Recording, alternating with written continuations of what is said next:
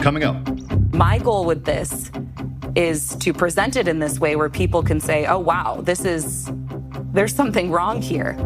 For Volt Studios, I'm Reed Redmond. And I'm Will Johnson. You're listening to The Daily Crime.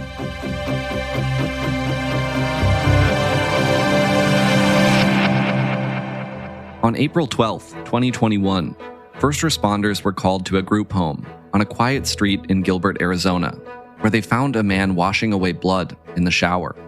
As investigators tried to piece together what happened there, neighbors would eventually learn that a convicted killer had been released to live on their street. They agreed to that plea deal because they said, okay, it was a psychotic episode. Not that he's very seriously mentally ill, should never be on the streets again. They said this was a one-off, he had a psychotic episode. So we agree, the prosecutors decided to agree because it was pretty obvious that he had a psychotic episode, jail would not be the place for him. They don't really have the facilities to incarcerate someone who's that ill. It was a night like any other. You ate some dinner with the family, chatted for a bit about school and work. Everything seemed normal. Then suddenly, you were gone.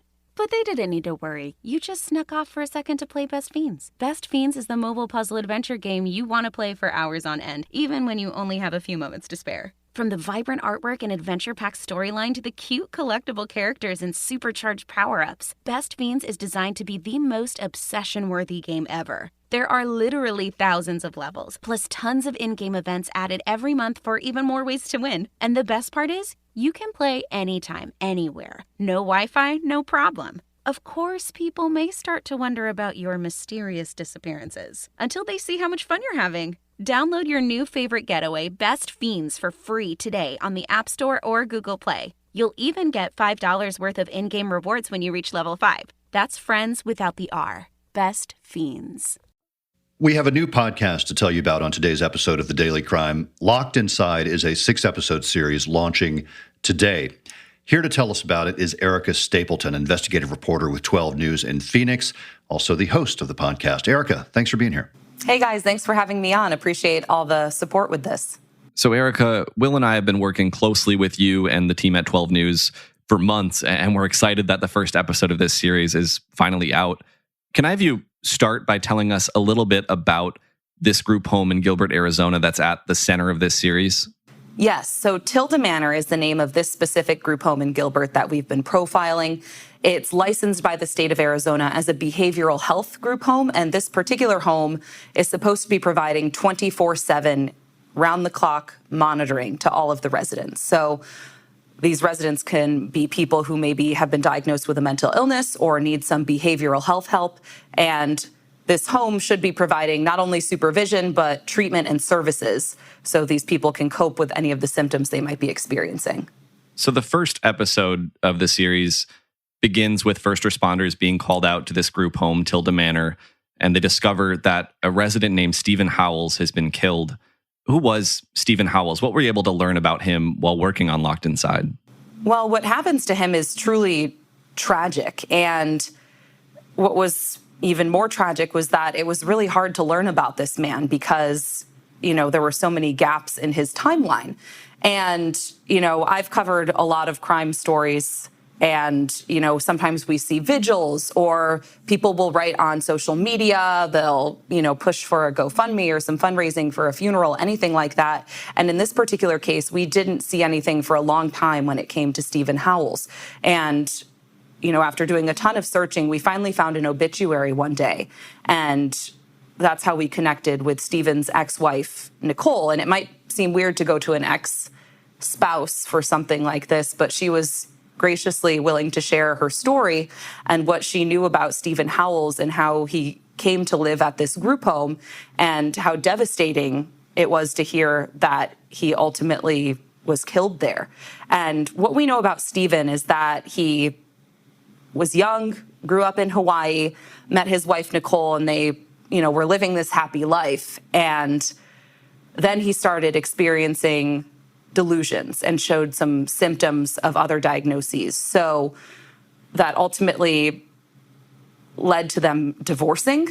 because that was something Nicole said she didn't know how to handle. It was something that Stephen was struggling to manage. And ultimately, he went down this slippery slope that others might experience if they are, dealing with a severe mental illness, that it is oftentimes hard to find care and can be difficult to manage. So unfortunately, those were the circumstances that we came to learn about Stephen, and we think over the years that could be why he was ultimately placed in the group home Tilden Manor and why he was there that morning.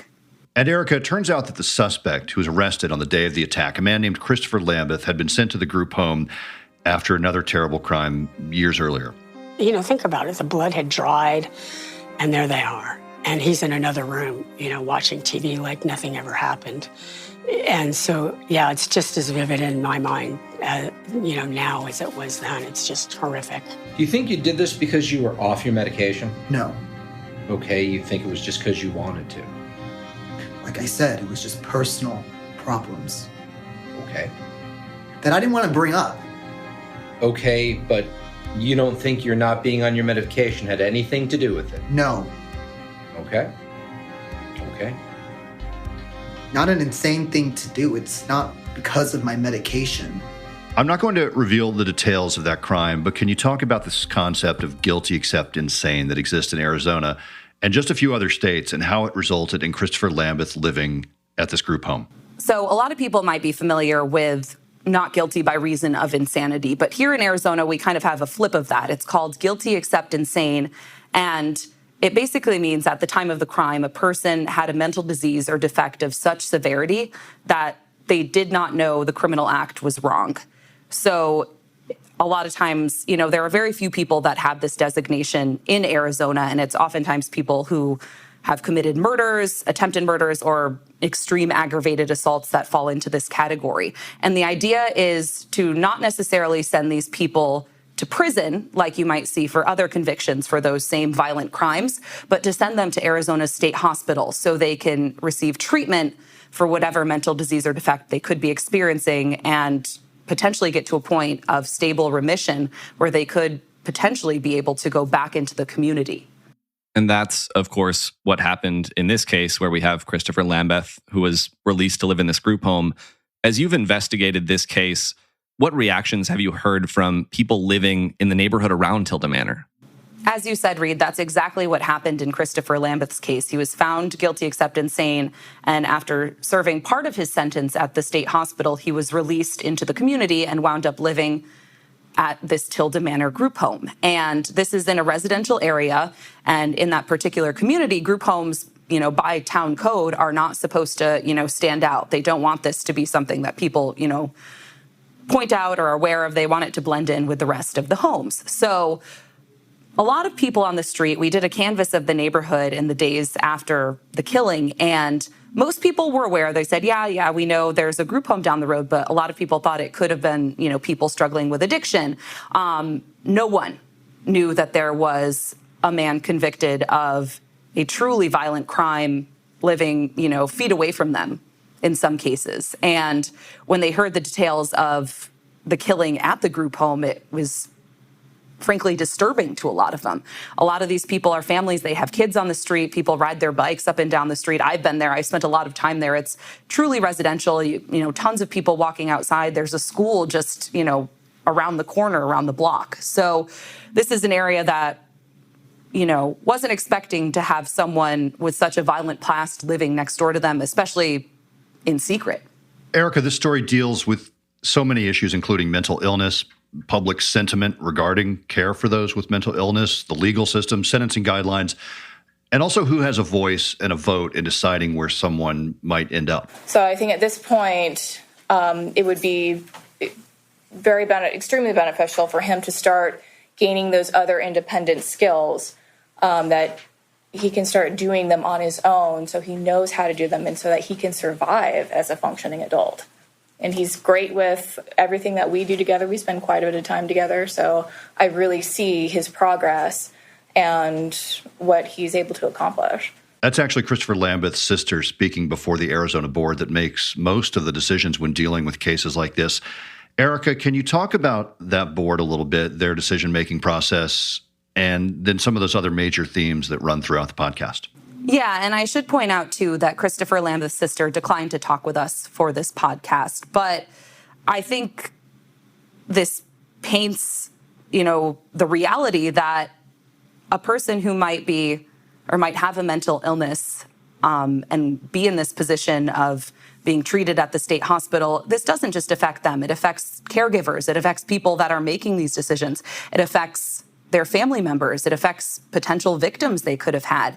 And ultimately, at the end of the day, if they're being released into the community, this will affect the public who may or may not be aware that these sorts of things happen. So I think that goes, one of the major themes that runs throughout this podcast is that these decisions can have a ripple effect, and it might affect, more than the people they're intended to affect. And with the gaps in care that we've seemed to show throughout this, our series, there could be a lot of people impacted by this that, aren't necessarily intended to be impacted by this system. So I hope that's a message that really gets across, is that choices have consequences.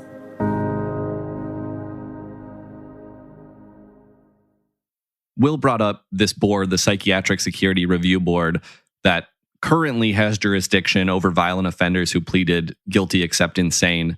And the podcast will get into what the future of this board is going to look like. But stepping back, I think a lot of people might not know that when someone is sentenced to the Arizona State Hospital, it doesn't really work like a prison sentence. That's where this board comes in. Can you explain why this board was created? Yeah, so the board was created in the early 90s when the guilty except insane statute was enacted in Arizona. And it's actually it's technically part of the criminal justice system, but it's a very small portion of it. So in the latest data, there are only about 113 people under the purview of this board. So those would have been people that have been deemed guilty except insane. And, compared to the thousands that are incarcerated in Arizona prisons right now. So it's a very small population, but it includes some of the state's most violent offenders. So every decision this board makes is an important one.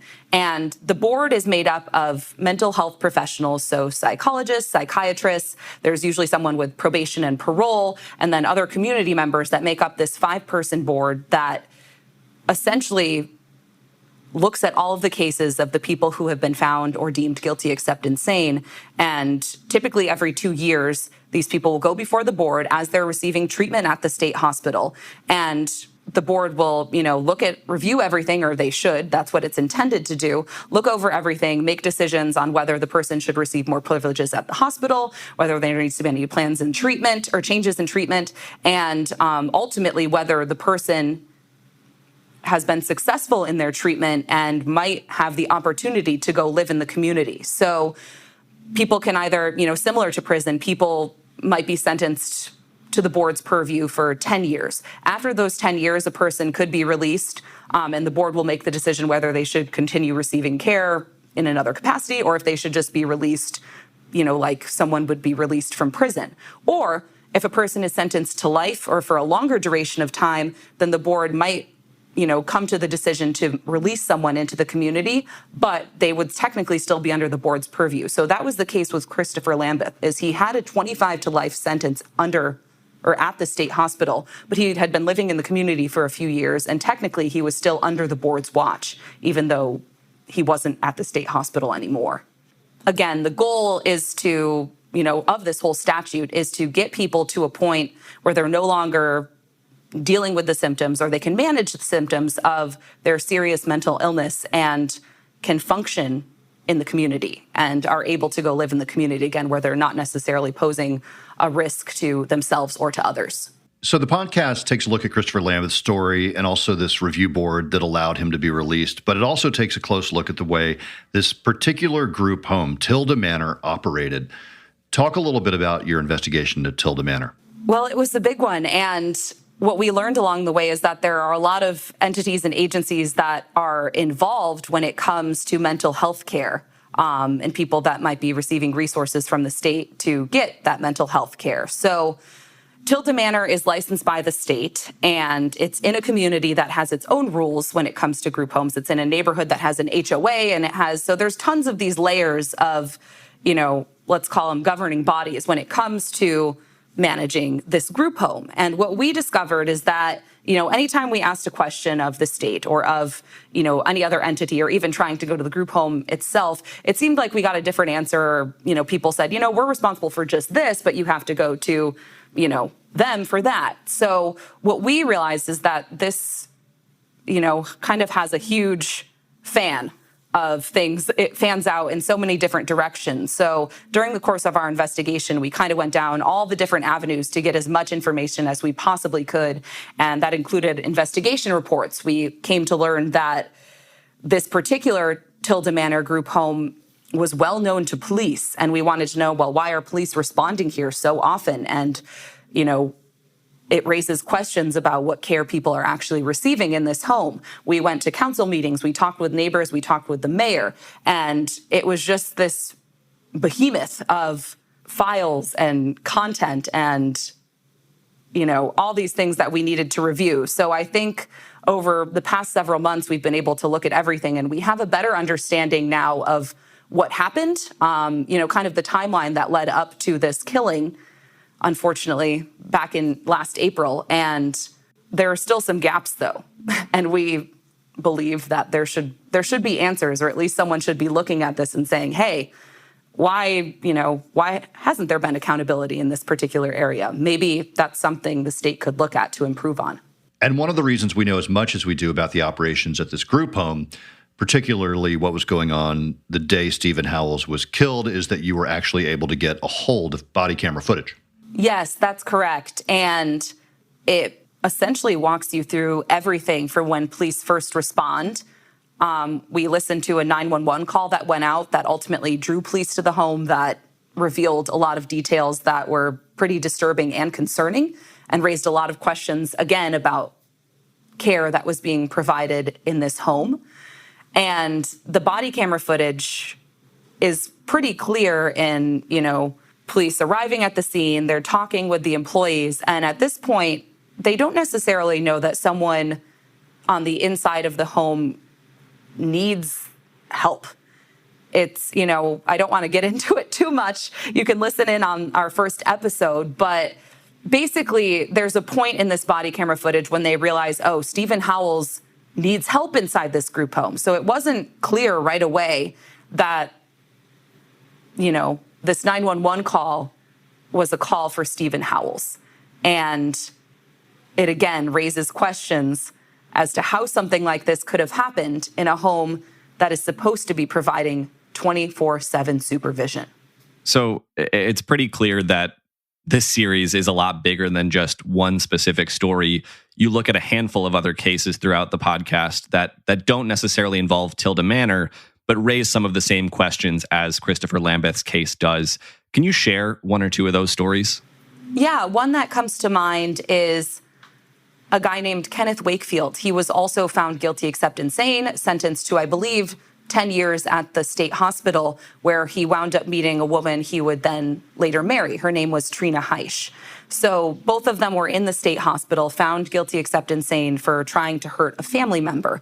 And they both went through, the course, as one does, with the Psychiatric Security Review Board, and both were eventually released back into the community. And Trina was let out first. Kenneth Wakefield was released after, according to all of the records that we've seen. And once he got out, they were living together, and he wound up killing her and hurting their pets in a very, very severe way. And he was arrested.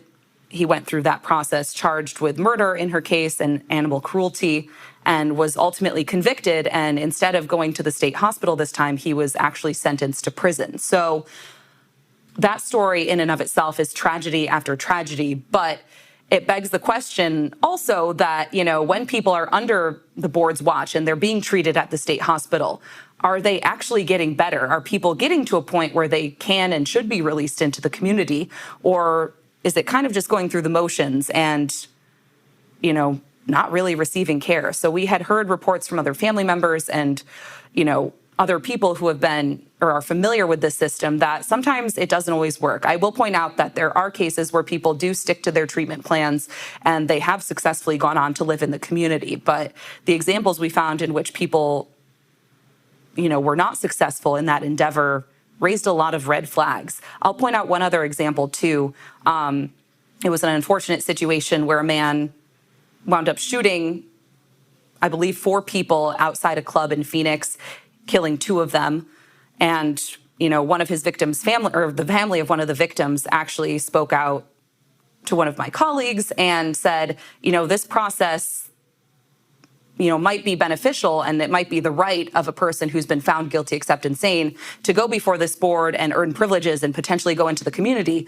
But, we also have a voice in this, and we can say, hey, remember us, remember, our brother and son, he was a victim of this particular shooter. We don't think he should be released. So now they have this burden on them where they have to go before the board every 2 years or whenever there's a hearing called and kind of recount these details of this horrible case and say, we don't want this person to be released, even though that's something, under state law that this person, potentially has a right to do. So that goes back to what I was saying before, where I think a lot of these decisions and a lot of these cases have huge ripple effects that could affect families, victims, and the general community. So decisions carry a lot of weight.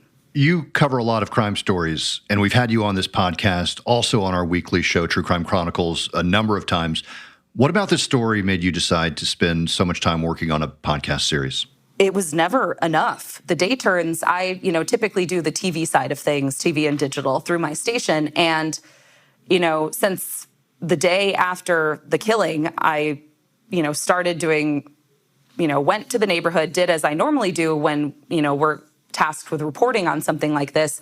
And, the more I pulled the thread, the more things were unraveling. So eventually we were at a point we could do a story each and every day on TV, but sometimes that's about, 1.5 to 2 minutes. And I was just like, there is not enough time to get into the details of this case and then get into the background. So with everything that we've been able to uncover, I felt it was better to take a holistic approach and take this huge mass of documents and data and police reports and police video and witness interviews and victim interviews and just all of these things that can make one, pretty good case for how things didn't go as they should have gone.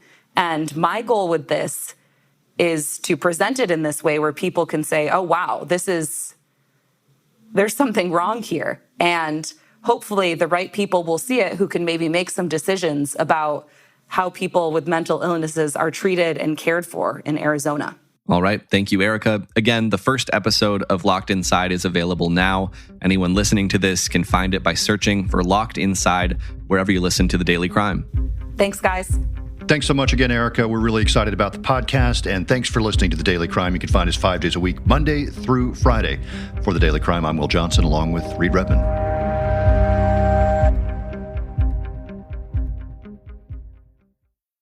At one time, things seemed pretty good for Stephen Howells. The thing that I always remember is his smile. But life would become more challenging for Howells after he started experiencing delusions. He ended up living in a group home just outside of Phoenix, Arizona. But Stephen Howells would never get the chance to leave. What kind of care do people get who do have a mental illness? I'm Erica Stapleton. Join me for Locked Inside, a new podcast from the 12 News I Team and Vault Studios.